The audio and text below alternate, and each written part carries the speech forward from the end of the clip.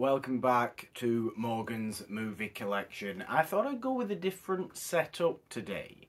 A little bit of some intrigue, something a bit different. Maybe we'll stick with this. I kind of like the more comforting. It feels more chilled out, and I like that about it. Especially, I think that works for Morgan's movie collection, for just a hangout little video showcasing new Blu Rays that I have bought, which is exactly what this video series that we have on the It's a Wonderful Podcast YouTube channel is exactly. Showing you my my Blu-ray collection. Like I said, new Blu-rays that I have bought. We have 5 titles today of a few different companies. Actually, we've got a Criterion, one from Arrow Academy, and 3 from Eureka Classics. So a bit of a variety today, but all ones that I have bought at the start of this year, like I spoke about in last week's Eureka Masters of Cinema collection video. I bought quite a lot this January of 2023, and I'm only just getting round to actually showing them off and watching a few of them. I have seen 3 of these before. Well, I've actually watched one since buying it, for very, very good reason. But let's get on into them, actually. Let's start with the Criterion that I do have for today. It is quite a recent Criterion release, actually, and I'm very, very thankful it was also released for Criterion UK, because not all Criterion releases are released for us in Britain, which I often think is a shame, and I don't really know. I mean, I know there's licensing situations and that kind of stuff, but it really is a shame when I see some releases that I'm excited about and then realise they're not actually going to be available for me in the UK. And yes, you might say get a region-free player and all that kind of stuff, and we're not there yet. We're not onto that yet. We're not that clever at the moment. But firstly, today we have Criterion's Book and the Preacher, starring Sidney Poitier and Harry Belafonte in the revisionist black western from 1972, which I got for a very specific reason, and that is because we are going to be covering this movie on an upcoming episode of It's a Wonderful Podcast, the main show. So if you are subscribed to the podcast feed, all major podcast platforms, our main show over there on Fridays, It's a Wonderful Podcast. We celebrate old movies, and all throughout February we are going to be celebrating some black movies from the 70s. So, and this was one we chose to do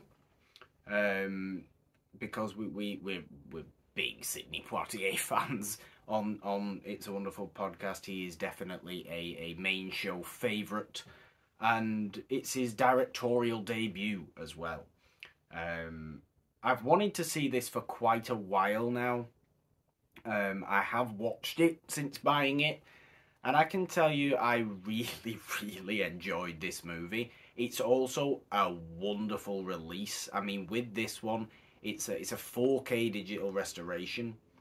There's interviews with Mia Mask, who's the author of Black Rodeo, A History of African American Westerns. Behind the scenes footage featuring Sidney Poitier and Harry Belafonte. There's interviews with Poitier and Belafonte from a 1972 episode of Soul and the Dick Cavett Show.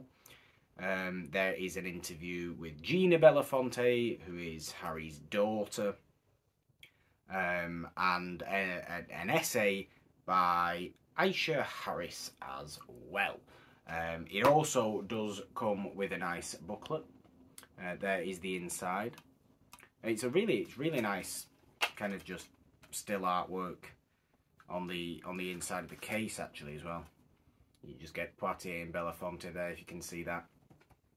But it does come with a little themed booklet as well, which I quite like. But it's a really, really quite... It's my style of Western. It's quite quiet. It's quite meandering, but I mean that in a very, very positive way. It's a bit reserved, but it's kind of a team-up. It's got a lot of fight in it. We'll be talking about this movie in much more detail on, like I said, an upcoming episode of It's a Wonderful Podcast, the main show. But Book and the Preacher, 1972, I'm delighted to have picked up this Criterion. I'm very, very thankful it was released here. And yes, one more to add to the Criterion collection as well, which is a smallish collection of the ones I have. But that is certainly well worth adding to it. I was happy with that one. Next up, we have one, like I said, from Arrow Academy, which I haven't had an Arrow Academy Blu Ray. I haven't bought one for quite a while now, maybe 6 or 7 months or something like that, or maybe less than that, actually. But I went through a phase, I feel like it was in about September, or maybe August of... Really, I just decided to buy a load of Arrow Academy noir releases. This is not a noir movie at all. This is what appears to be a very, very wholesome kind of movie. It is The Bells of St. Mary's, directed by Leo McCarey, with Bing Crosby and Ingrid Bergman. Ingrid Bergman playing a nun there, and Bing Crosby playing a kind of youthful priest. It's the sequel to the Best Picture winner Going My Way, which I think won in 1944. I think it was 1944. And I just kind of picked it up because I'm interested in watching more Best Pictures, some of the Best Pictures, you know, the Oscars Best Pictures that I haven't seen, some of the older ones. This year I kind of want to make a point of doing that, of watching more of those. With this being a sequel to one of them, I felt it would be kind of worth picking up. And interesting to see kind of more Bing Crosby and Ingrid Bergman in this kind of role. I think will be interesting. It seems to be a very, very sentimental movie. It's about, you know, Bing Crosby going to fix up a kind of inner city school, and with his singing and musical charms and wholesomeness basically brings everybody together to save the day. Really, that appears to be what's going on here. But it seems to be a very, very feel-good movie. It says here an instant crowd pleaser upon its release, an affecting movie. And Leo McCarey's a good director as well. He's a really very good director. And I think Bing Crosby will likely bring quite a lot of charisma to this, as he often tends to. Anyway, but this is another 4K restoration. You get Up to His Neck in Nuns, an all-new visual essay by David Cairns. Analysing O'Malley, a newly filmed appreciation by chaplain and film academic Reverend Dr. Steve Nolan. You Can Change the World, a 30-minute promotional film for The Christophers from 1949, directed by McCarey, and featuring appearances from Crosby, Bob Hope, Irene Dunn, William Holden, and Jack Benny. 2 Screen Guild theatre radio adaptations starring Crosby and Ingrid Bergman, plus additional radio featurette, a re-release theatrical trailer, an image gallery, and a reversible sleeve. A lot of nice features there, much like there was lots of nice features with the Criterion Book and the Preacher, a lot with this Arrow Academy Bells of St. Mary's as well. Let's have a look at the sleeve. You also get a booklet. There's the booklet. Well, the reversible sleeve is actually just what looks like a more typical poster there, so I will definitely be sticking with this really quite lovely black and white kind of pencil drawing almost art style by the looks of it there. But yes, The Bells of St. Mary's. Like I said, 3 Eureka classics now, building the Eureka collection more, obviously. Last video, we had all the Eureka Masters of Cinema movies that I bought recently, but we have 3 just Eureka Classics movies now. So not part of the Masters of Cinema collection, but great releases from Eureka in their own right. To start us off, we have Marty, the Best Picture winner from 1955, and this goes into what I was saying. I want to watch more old Best Picture winners this year, and this has always struck me as a really interesting one. It's the shortest ever Best Picture winner.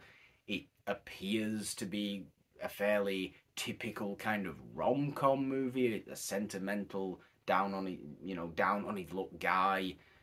Finds just the right girl for him kind of rom-com, and it's always struck me as to why this movie may have won Best Picture in 1955, and I'm interested to kind of figure out why that may be the case in watching it.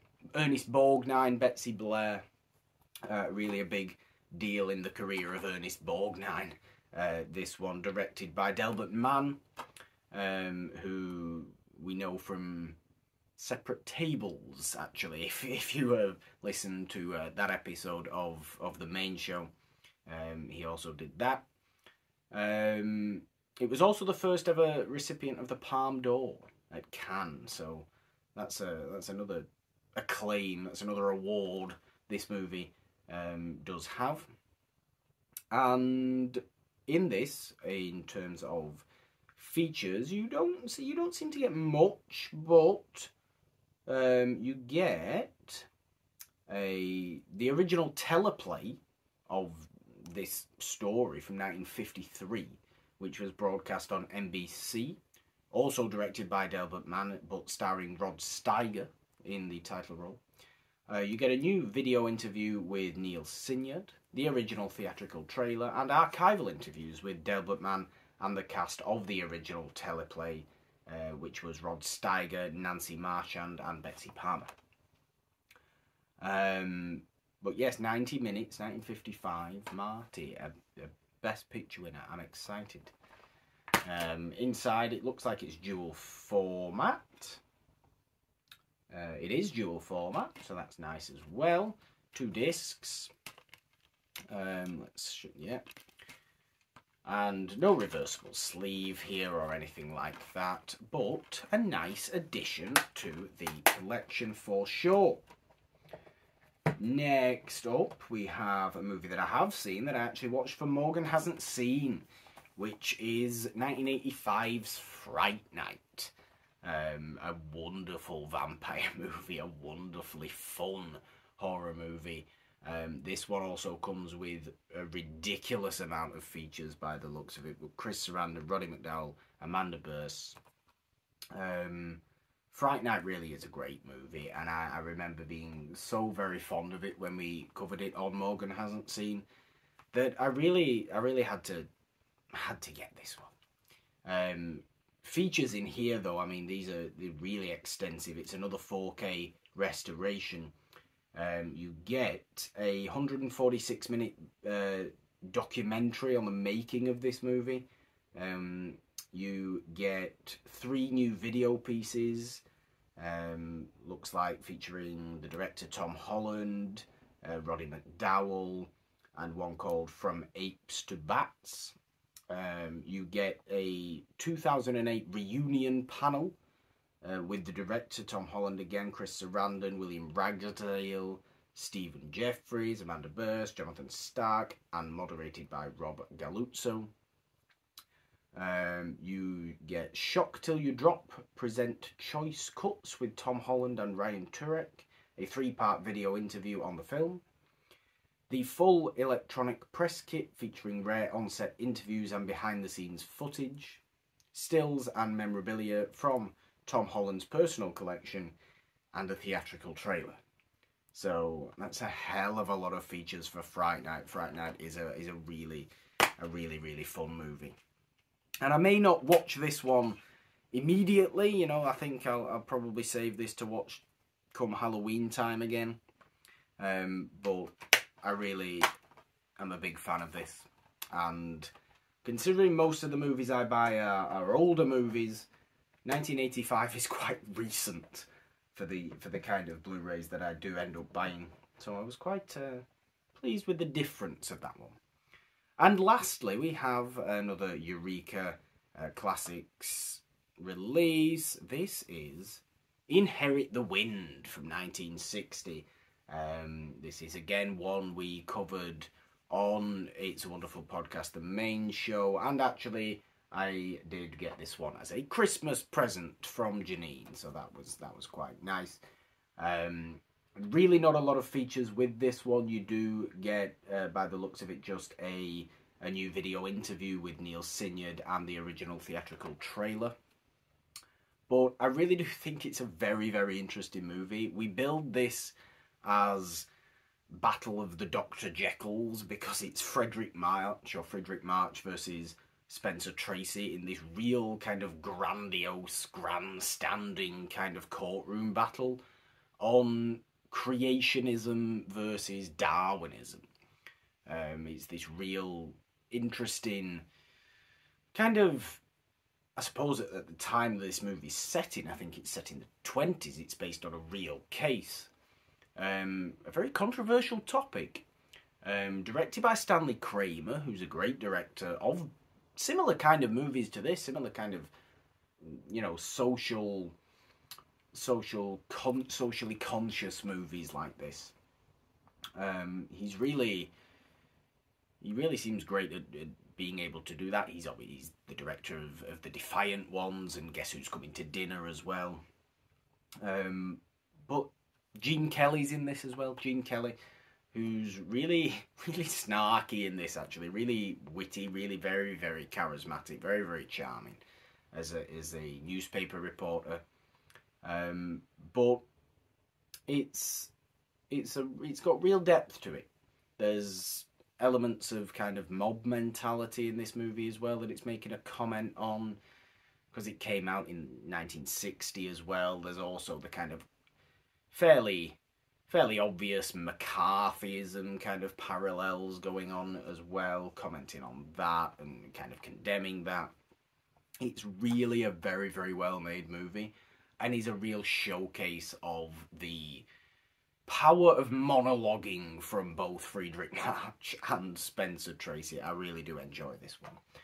But there we go for today's video. 5 releases, like I said, from Criterion, Arrow and Eureka. There they are. I'm very excited. I hope you've enjoyed watching this video, watching this Morgan's Movie Collection. I hope you enjoy this new, old, different setup, different kind of way of aesthetic to this video, let's call it. But please subscribe, ding the notification bell on this YouTube channel if you haven't already, and if you would like to see more of the things we do here. There's lots of stuff on the It's a Wonderful Podcast YouTube channel now, and of course subscribe to the podcast feed on all major podcast platforms for our shows Monday Madness, Morgan Hasn't Seen, and It's a Wonderful Podcast, the main show, every Monday, Wednesday and Friday. There are Patreon and donation links in the description if you would like to support us there. There are also social media links down there. And I think that's all I have to say. So until next time, which will not be very far off, because there's 2 more piles of movies I have right down there to showcase, to show off before I actually put them on the shelf, which is getting very, very full, because I can see it's there, and we're going to have to do more rearranging to make more space. It's all very exciting. We love physical media, like the sign says there. Thank you for watching, and until next time, bye.